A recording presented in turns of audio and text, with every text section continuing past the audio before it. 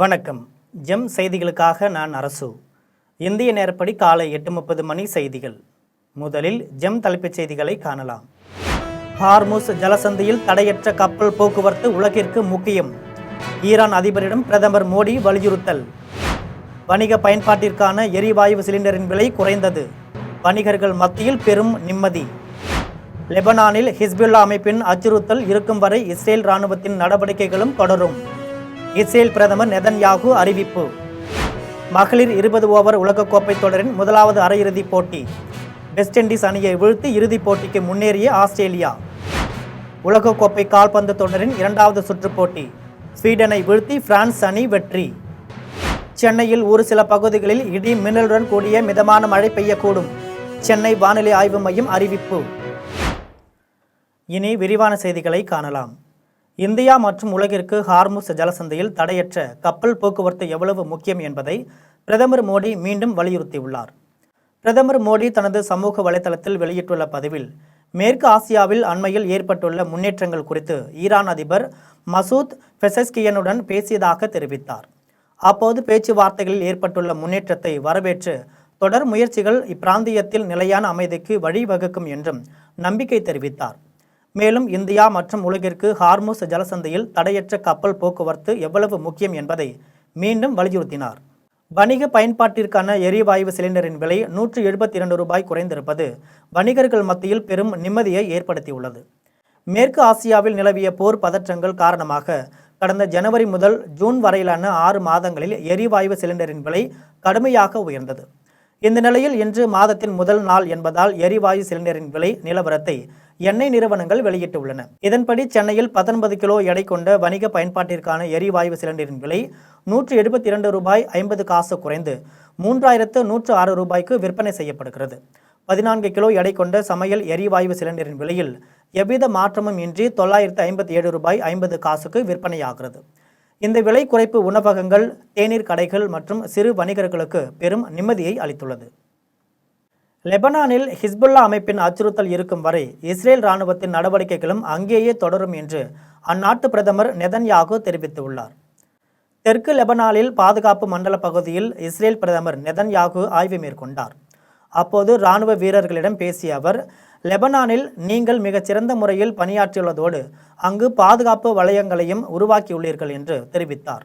நமது எல்லைப் பகுதியில் பயங்கரவாத இராணுவம் இருப்பதை நாம் ஒருபோதும் அனுமதிப்பதில்லை என்பதே இதன் அர்த்தம் என்று கூறினார். மேலும் அவர்களை எல்லைக்கு வெளியேற்றும் பணியை நீங்களும் தற்போது செய்து வருகிறீர்கள் என்று தெரிவித்தார். லெபனானில் ஆயுதமேந்திய ஹிஸ்புல்லா அமைப்பின் அச்சுறுத்தல் இருக்கும் வரை இஸ்ரேல் இராணுவத்தின் நடவடிக்கைகளும் அங்கேயே தொடரும் என்று தெரிவித்தார். அந்த அச்சுறுத்தல் முழுமையாக நீக்கப்படும் வரை தாங்கள் தெற்கு லெபனானை விட்டு வெளியேறப் போவதில்லை என்றும் கூறினார். மகளிர் 20 ஓவர் உலகக்கோப்பை தொடரின் முதலாவது அரையிறுதிப் போட்டியில் வெஸ்ட் இண்டீஸை வீழ்த்தி ஆஸ்திரேலிய அணி வெற்றி பெற்றுள்ளது. இங்கிலாந்தில் உள்ள ஓவல் மைதானத்தில் 10வது மகளிர் 20 ஓவர் உலகக்கோப்பை தொடரின் முதலாவது அரையிறுதிப் போட்டி நடைபெற்றது. இந்த போட்டியில் ஆஸ்திரேலியா மற்றும் வெஸ்ட் இண்டீஸ் அணிகள் மோதின. டாஸ் வென்ற ஆஸ்திரேலிய அணி முதலில் பந்து வீச்சை தேர்வு செய்தது. இதன்படி முதலில் பேட்டிங் செய்த வெஸ்ட் இண்டீஸ் அணி 20 ஓவர்களில் 7 விக்கெட்டுகள் இழப்பிற்கு 125 ரன்கள் மட்டுமே எடுத்தது. இதையடுத்து 125 ரன்கள் எடுத்தால் வெற்றி என்ற இலக்குடன் களமிறங்கிய ஆஸ்திரேலிய அணி 13 ஓவர்களில் 2 விக்கெட் இழப்பிற்கு 127 ரன்கள் எடுத்தது. இதில் மிகவும் சிறப்பாக விளையாடிய பெத் மூனி 61 ரன்கள் எடுத்து அசத்தினார். இதன் மூலம் ஆஸ்திரேலிய அணி 8 விக்கெட் வித்தியாசத்தில் அபார வெற்றி பெற்று 8வது முறையாக இறுதிப் போட்டிக்கு முன்னேறியது. உலகக்கோப்பை கால்பந்து தொடரின் 2வது சுற்றுப் போட்டியில் ஸ்வீடனை வீழ்த்தி பிரான்ஸ் அணி வெற்றி பெற்றுள்ளது. அமெரிக்காவின் நியூ ஜெர்சி மைதானத்தில் உலகக்கோப்பை கால்பந்து தொடரின் 2வது சுற்றுப் போட்டி நடைபெற்றது. இந்த போட்டியில் பிரான்ஸ் மற்றும் ஸ்வீடன் அணிகள் மோதின. இதில் மிகவும் சிறப்பாக விளையாடிய பிரான்ஸ் அணி 3-0 என்ற கோல் கணக்கில் ஸ்வீடனை வீழ்த்தி வெற்றி பெற்றது. இதன் மூலம் பிரான்ஸ் அணி அடுத்த சுற்றுக்கு தகுதி பெற்றுள்ளது. அதே நேரத்தில் ஸ்வீடன் அணி தொடரிலிருந்து வெளியேறியது. சமத்துவமும் சமூக நீதியும் நிலவும் சமூகத்தை உருவாக்க உறுதியேற்க வேண்டிய நாளாக மேலவளவு நினைவு நாள் அமைந்துள்ளது என நாடாளுமன்ற உறுப்பினர் வெங்கடேசன் தெரிவித்துள்ளார். மதுரை மாவட்டம் மேலூர் அருகே மேலவளவு ஊராட்சி மன்ற முன்னாள் தலைவர் முருகேசன் உள்ளிட்ட 7 பேர் உயிர் பறிப்பு செய்யப்பட்டதன் நினைவு நாள் அனுசரிக்கப்பட்டது. இதனையொட்டி நாடாளுமன்ற உறுப்பினர் வெங்கடேசன் தலைமையில் இந்திய கம்யூனிஸ்ட் கட்சியினர் மேலவளவு நினைவேந்தல் மண்டபத்தில் உள்ள முருகேசன் சிலைக்கு மலர் தூவி அஞ்சலி செலுத்தினர். இதன் பின்னர் நாடாளுமன்ற உறுப்பினர் வெங்கடேசன் செய்தியாளர்களிடம் பேசியபோது, சமத்துவமும் சமூக நீதியும் நிலவும் சமூகத்தை உருவாக்க உறுதியேற்க வேண்டிய நாளாக மேலவளவு நினைவு நாள் அமைந்துள்ளது என்று குறிப்பிட்டார். சாதிய மதவாதத்திற்கு எதிராக முற்போக்கு சிந்தனையுடன் கூடிய சமூகத்தை கட்டியெழுப்ப அனைவரும் இந்நாளில் உறுதியேற்க வேண்டும் என்று வலியுறுத்தினார். சமூக நல்லிணக்கத்திற்கும் முற்போக்கு அரசியலுக்கும் தமிழ்நாட்டில் ஒரு முன்னோடி எடுத்துக்காட்டை மேலூர் தொகுதி வாக்காளர்கள் உருவாக்கியுள்ளதாக தெரிவித்தார். இன்றைய தினம் சமூகத்தினுடைய தீண்டாமை கொடுமைக்கு எதிராக, அசமத்துவத்துக்கு எதிராக, அனைத்து வகையான அநீதிக்கு எதிராக, எல்லா வகையான அடிமைத்தனத்துக்கும் எதிராக ஒரு சமத்துவ சமூகத்தை உருவாக்குவோம், சமநீதி கொண்ட சமூகத்தை உருவாக்குவோம் என்று சூளுரைக்கிற ஒரு நன்னாள். மேலவளவு தியாகிகளுக்கு நாம் செலுத்துகிற உண்மையான வீர வணக்கம் என்பது சமத்துவ சமூகத்தை உருவாக்குவது. இந்த சமத்துவ சமூகத்துக்கு எதிரான சாதிய சிந்தனையை, மதவாத சிந்தனையை, இந்துத்துவா பழமையோடிய சிந்தனைக்கு எதிராக ஒரு முற்போக்கு சமூகத்தை உருவாக்க இன்றைய தினம் நாம் சபதமேற்போம் என்பதை தெரிவித்துக் கொள்கின்றேன். இணைப்பதிவாளர் நடுக்காட்டு ராஜாவை அவதூறாக பேசியதாக தொடரப்பட்ட வழக்கில் அமைச்சர் ராஜேஷ்குமார் நாகர்கோவில் நீதிமன்றத்தில் ஆஜரானார். 2018ஆம் ஆண்டு நடைபெற்ற கூட்டுறவு சங்க தேர்தலின் போது தேர்தல் அதிகாரியாக பணியாற்றிய கூட்டுறவு இணைப்பதிவாளர் நடுக்காட்டு ராஜா அப்போதைய ஆளுங்கட்சியான அதிமுகவிற்கு ஆதரவாக செயல்பட்டதாக கூறி திமுக மற்றும் காங்கிரஸ் சட்டமன்ற உறுப்பினர்கள் அவரது அலுவலகத்திற்குள் சென்று வாக்குவாதத்தில் ஈடுபட்டனர். இதையடுத்து தன்னை அவதூறாக பேசியதாக நடுக்காட்டு ராஜா அளித்த புகாரின் பேரில் தற்போதைய அமைச்சர் ராஜேஷ்குமார் உள்ளிட்ட 13 பேர் மீது வழக்கு பதிவு செய்யப்பட்டது. இந்த வழக்கு நாகர்கோவில் நீதிமன்றத்தில் நடைபெற்று வருகிறது. இந்த வழக்கின் விசாரணைக்காக அமைச்சர் ராஜேஷ்குமார், முன்னாள் சட்டமன்ற உறுப்பினர்கள் பிரின்ஸ் சுரேஷ் ராஜன், மனோ தங்கராஜ் உள்ளிட்டோர் இன்று நீதிமன்றத்தில் ஆஜரானார்கள். தூத்துக்குடி மாவட்டம் உம்மரிக்காடு வாழை விவசாயிகளின் கோரிக்கையை ஏற்று ஓடையில் பாலம் அமைத்து தருவதாக திருவைகுண்டம் சட்டமன்ற உறுப்பினர் சரவணன் உறுதியளித்துள்ளார். திருவைகுண்டம் தொகுதிக்கு உட்பட்ட உம்மரிக்காடு வாழை விவசாயிகள் கொர்க்கை குளத்தை சுற்றி 2 கிலோமீட்டர் தூரத்திற்கு வாழை பயிரிட்டுள்ளனர். இதில் விளையும் வாழை குலைகளை வெட்டி எடுத்து வண்டியில் ஏற்றுவதற்கு சுமந்து செல்லும் வழியில் ஓடை உள்ளது. இந்த ஓடையை கடந்து செல்ல பாலம் அமைக்க வேண்டும் என்று வாழை விவசாயிகள் கோரிக்கை வைத்தனர். சட்டமன்ற உறுப்பினர் சரவணன் அப்பகுதியை ஆய்வு செய்து ஓடையில் பாலம் அமைத்து தருவதாக உறுதியளித்தார். அப்போது உம்மரிக்காடு வாழை விவசாய சங்க தலைவர் ஜான் பாண்டியன், செயலாளர் விஜயன், பொருளாளர் சேர்ம பிரபு, கொடுங்கனி விவசாய சங்க தலைவர் சிவபெருமாள், பொருளாளர் சண்முகவேல், துணைத் தலைவர் சுயம்புலிங்கம், பொருளாளர் ஜெகன் ஆகியோர் உடன் இருந்தனர். கடலூர் மாவட்டம் வேப்பூரில் புதிதாக கட்டப்பட்ட அரசு மருத்துவமனையில் விருத்தாசலம் சட்டமன்ற உறுப்பினர் பிரேமலதா ஆய்வு செய்தார். கடலூர் மாவட்டம் விருத்தாசலம் சட்டமன்ற உறுப்பினர் பிரேமலதா தனது தொகுதிக்கு உட்பட்ட பகுதிகளில் ஆய்வு மேற்கொண்டார். வேப்பூரில் புதிதாக கட்டப்பட்ட அரசு மேம்படுத்தப்பட்ட மருத்துவமனை கட்டிடத்தை ஆய்வு செய்தார். அங்கு உள்ள நோயாளிகளிடம் நலம் விசாரித்ததுடன் அவர்களுக்கு பழங்கள் வழங்கினார். அங்கு பணிபுரியும் தூய்மை பணியாளர்களிடம் உரையாற்றினார். அப்போது அவருடன் நல்லூர் ஒன்றிய தேமுதிக செயலாளர்கள் சேகர், பச்சமுத்து, தகவல் தொழில்நுட்ப அணி குமரவேல் ஆகியோர் உடன் இருந்தனர். புதுச்சேரி சட்டப்பேரவையில் உடனடியாக நிரந்தர சபாநாயகரை தேர்வு செய்ய வலியுறுத்தி வருகின்ற 2ஆம் தேதி திமுக சட்டமன்ற உறுப்பினர்கள் தர்ணா போராட்டத்தில் ஈடுபட உள்ளதாக புதுச்சேரி மாநில திமுக சட்டமன்ற குழு தலைவர் நாஜிம் தெரிவித்துள்ளார். புதுச்சேரி மாநிலம் காரைக்காலில் புதுச்சேரி மாநில திமுக சட்டமன்ற குழு தலைவர் நாஜிம் செய்தியாளர்களை சந்தித்து பேசினார். அப்போது புதுச்சேரி அரசு சட்டமன்ற சபாநாயகரை கூட இதுவரை தேர்வு செய்யாமல் இருப்பதால் அரசு பணிகள் கடந்த 3 மாதங்களாக முடங்கி இருப்பதாக குற்றம் சாட்டினார். புதுச்சேரி சட்டப்பேரவையில் உடனடியாக நிரந்தர சபாநாயகரை தேர்தல் நடத்தி தேர்வு செய்ய வலியுறுத்தியும், சட்டமன்றத்தை உடனடியாக கூட்ட வலியுறுத்தியும் வருகின்ற 2ஆம் தேதி புதுச்சேரி சட்டப்பேரவை வளாகத்தில் திமுக சட்டமன்ற உறுப்பினர்கள் தர்ணா போராட்டத்தில் ஈடுபட உள்ளதாக தெரிவித்தார். முதலமைச்சர் ரங்கசாமி அலட்சியம் செய்யாமல் உடனடியாக சபாநாயகரை தேர்வு செய்து சட்டமன்ற கூட்டத்தொடரை தொடங்க வேண்டும் என்று கூறினார். எனவே தயவு செய்து உடனடியாக சட்டப்பேரவை தேர்தலை நடத்துவதற்கான தேர்தலை அறிவிக்க வேண்டும். யார் போட்டியிடுகிறார்கள், யார் தேர்வு செய்கிறார்கள் என்பதை அறிவு செய்ய வேண்டும். அதற்கேற்றாற் போல யாரும் எதிர்த்து களமிறங்குகிறார்கள் என்பதை பார்க்க வேண்டும். ஓரிரு நாட்களில் இலாக்காக்களை நீங்கள் பிரித்து கொடுத்து சட்டமன்றத்தை கூட்ட வேண்டும். பட்ஜெட் தாக்கல் பண்ண வேண்டிய சூழ்நிலை இருக்கிறது. பல்வேறு திட்டங்கள் நிதி இல்லாமல் இருக்கின்றது. அதையெல்லாம் சரி செய்வதற்கு சட்டமன்றம் கூட்டப்பட வேண்டும். சட்டமன்றம் கூட்டப்பட வேண்டும் என்றால் சபாநாயகர் தேர்ந்தெடுக்கப்பட வேண்டும்.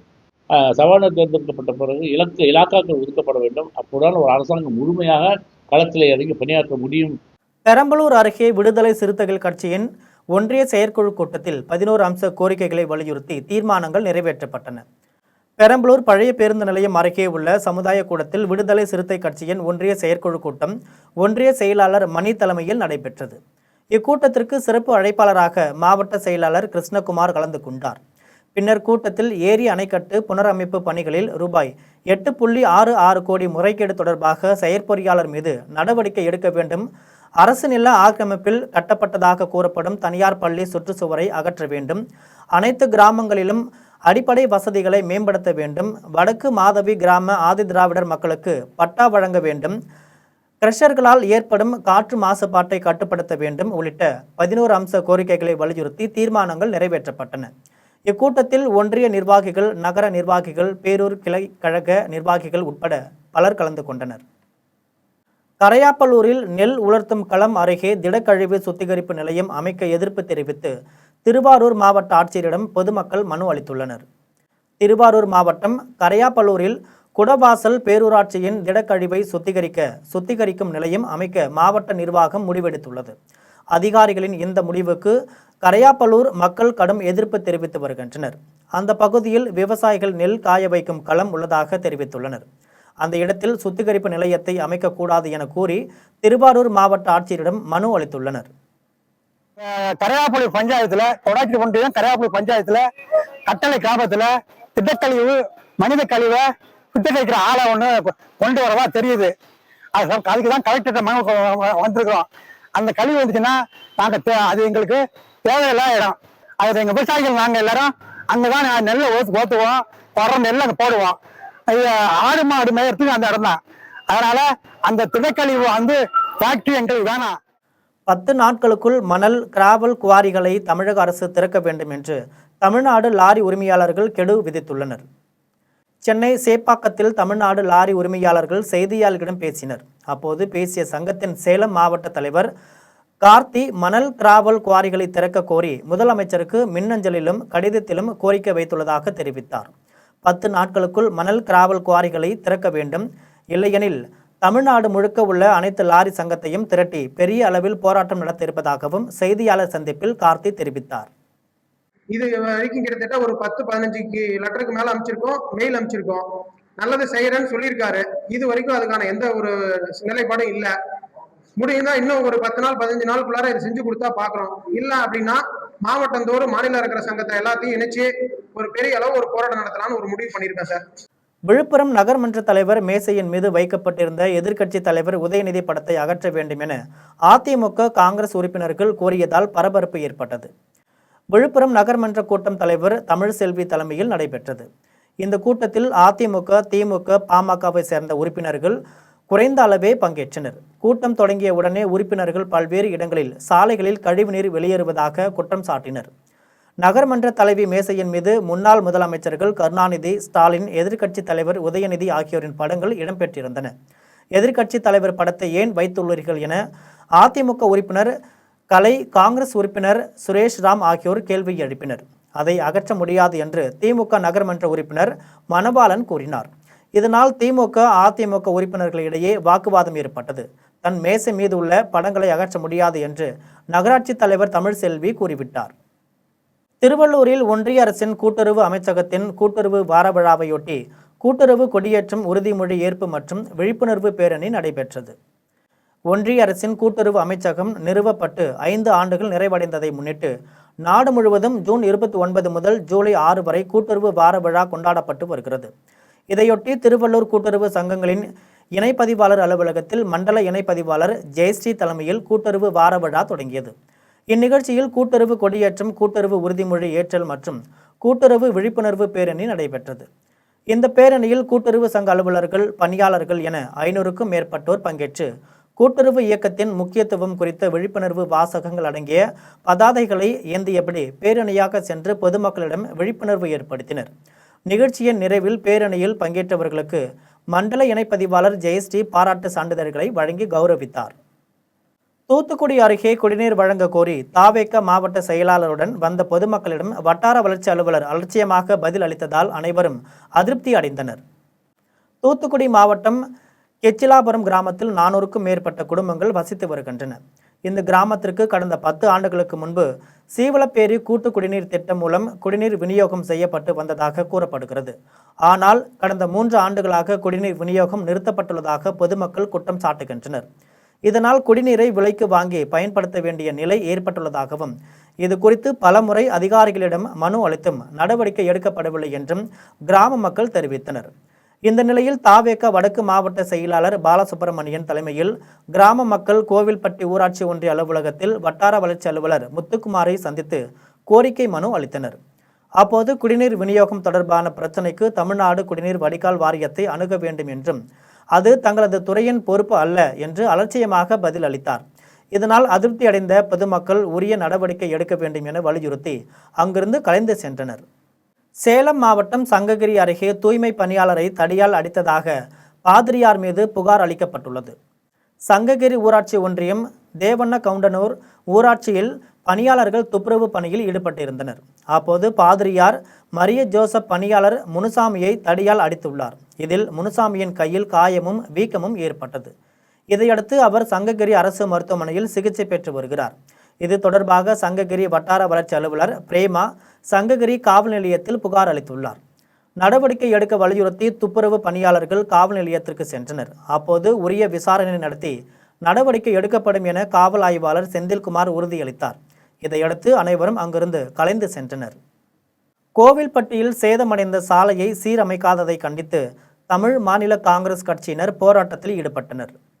தூத்துக்குடி மாவட்டம் கோவில்பட்டியில் கோட்டாட்சியர் அலுவலகம், வட்டாட்சியர் அலுவலகம், நீதிமன்றங்கள், அரசு மகளிர் மேல்நிலைப் பள்ளி, கிளை சிறை, காவல் துணை கண்காணிப்பாளர் அலுவலகம், சார்நிலை கருவூலம், BSNL அலுவலகம், போக்குவரத்து காவல் பிரிவு என அனைத்து அரசு அலுவலகங்களும் ஒரே பகுதியில் காணப்படுகின்றன.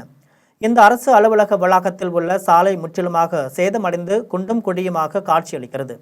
இந்த சாலையை சீரமைக்காததை கண்டித்து தமிழ் மாநில காங்கிரஸ் கட்சியினர் மாவட்ட தலைவர் ராஜகோபால் தலைமையில் காதில் பூ சுற்றி கொண்டு போராட்டத்தில் ஈடுபட்டனர். மேலும் தங்கள் கோரிக்கை மனுவை கோட்டாட்சியர் ஹியூமன்சு மங்களிடம் வழங்கினர். விருதுநகர் மாவட்டம் ஆவியூரில் 3.5 கிலோ கஞ்சாவை பறிமுதல் செய்த காவல்துறையினர் 4 பேரை கைது செய்துள்ளனர்.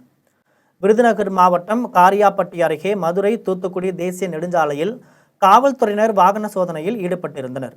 அப்போது அதிவேகமாக வந்த இருசக்கர வாகனத்தை நிறுத்தி சோதனை செய்தபோது அதில் வந்த 2 சிறுவர்களிடம் 1.5 கிலோ கஞ்சா இருப்பது கண்டுபிடிக்கப்பட்டது. அவர்களிடம் விசாரித்ததில் இருவரும் அருப்புக்கோட்டையை சேர்ந்தவர்கள் என்பதும், ஒடிஷாவிலிருந்து கஞ்சா வாங்கி வந்து பள்ளி கல்லூரி மாணவர்களுக்கு விற்று வந்ததும் தெரிய வந்தது. அவர்கள் அளித்த தகவலின் அடிப்படையில் விருதுநகர் சூளக்கரை கண்மாய் பகுதியில் காவல்துறையினர் சோதனை நடத்தினர். அப்போது அங்கிருந்த ஒரு சிறுவனையும் ஆனைக்குளம் பூபாலனையும் பிடித்து விசாரித்ததில் அவர்களிடமிருந்து மேலும் 2 கிலோ கஞ்சா பறிமுதல் செய்யப்பட்டது. இந்த வழக்கில் அருப்புக்கோட்டையை சேர்ந்த 3 சிறுவர்கள், ஆனைக்குளத்தை சேர்ந்த பூபாலன் ஆகிய 4 பேரையும் கைது செய்தனர். காதலித்து திருமணம் செய்து கொள்வதாக கூறி இளம்பெண்ணை பாலியல் வன்புணர்ச்சி செய்த வழக்கில் குற்றவாளிக்கு 7 ஆண்டுகள் சிறை தண்டனையும் அபராதமும் விதித்து விழுப்புரம் நீதிமன்றம் உத்தரவிட்டுள்ளது. விழுப்புரம் அருகே உள்ள சிறுவாலை ஊரை சேர்ந்த பாலாஜி அதே பகுதியை சார்ந்த இளம்பெண்ணை காதலித்து திருமணம் செய்து கொள்வதாக கூறி ஏமாற்றிவிட்டு திருமணம் செய்ய மறுத்துள்ளார். இதனால் பாதிக்கப்பட்ட பெண் கடந்த 2018ஆம் ஆண்டு விழுப்புரம் அனைத்து மகளிர் காவல் நிலையத்தில் புகார் அளித்தார். அந்த புகாரின் அடிப்படையில் பாலாஜி மீது வழக்கு பதிந்து கைது செய்தனர். இந்த வழக்கு விழுப்புரம் மகளிர் நீதிமன்றத்தில் நடைபெற்று வந்தது. அதனை சாட்சி விசாரணை முடிந்து நீதிபதி எழிலரசி தீர்ப்பு வழங்கினார். அதில் குற்றவாளி பாலாஜிக்கு 7 ஆண்டுகள் சிறை தண்டனையும் 5000 அபராதமும் விதித்து தீர்ப்பு வழங்கினார். இதனையடுத்து குற்றவாளி பாலாஜி கடலூர் மத்திய சிறையில் அடைக்கப்பட்டார். திருவள்ளூர் அருகே இருசக்கர வாகனத்தில் சென்று கொண்டிருந்தவர் நிலை தடுமாறி கால்வாயில் விழுந்து உயிரிழந்தார். திருவள்ளூர் மாவட்டம் ஊத்துக்கோட்டை அடுத்த திம்ம பூபாலபுரம் ஊராட்சிக்கு உட்பட்ட கள்ளக்கோடையை சேர்ந்த வெங்கடேசன் மகன் சண்முகம். இவர் திருப்பெரும்புதூர் அடுத்த பிள்ளைப்பாக்கத்தில் உள்ள தனியார் தொழிற்சாலையில் பணியாற்றி வந்தார். அவர் தனது உறவினரிடம் இருசக்கர வாகனத்தை வாங்கி கொண்டு பணிக்கு சென்றுள்ளார். வேலையை முடித்துவிட்டு மாலையில் இருசக்கர வாகனத்தில் வீட்டை நோக்கி வந்துள்ளார். அப்போது நிலை தடுமாறி கால்வாயில் விழுந்து சேற்றில் சிக்கி உயிரிழந்தார். அவ்வழியாக சென்ற பொதுமக்கள் புல்லரம்பாக்கம் காவல் நிலையத்திற்கு தகவல் தெரிவித்துள்ளனர்.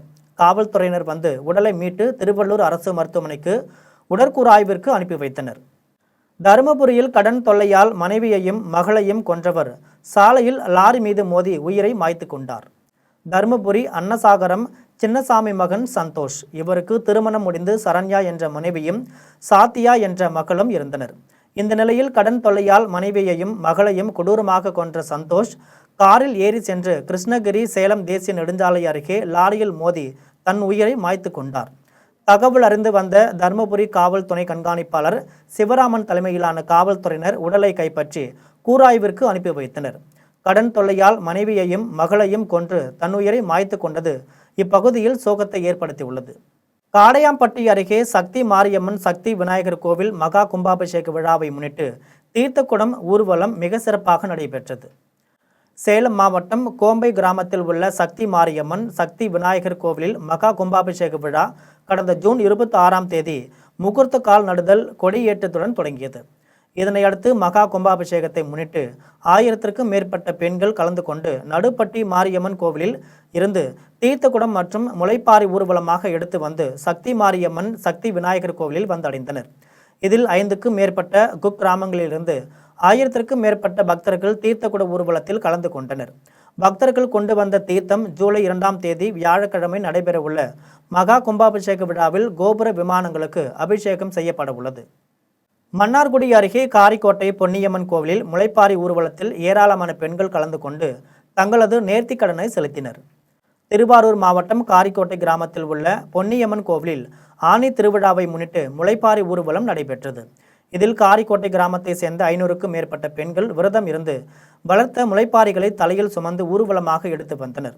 பொன்னியம்மன் கோவிலிலிருந்து தொடங்கிய முளைப்பாரி ஊர்வலம் சாவடியை வந்தடைந்தது.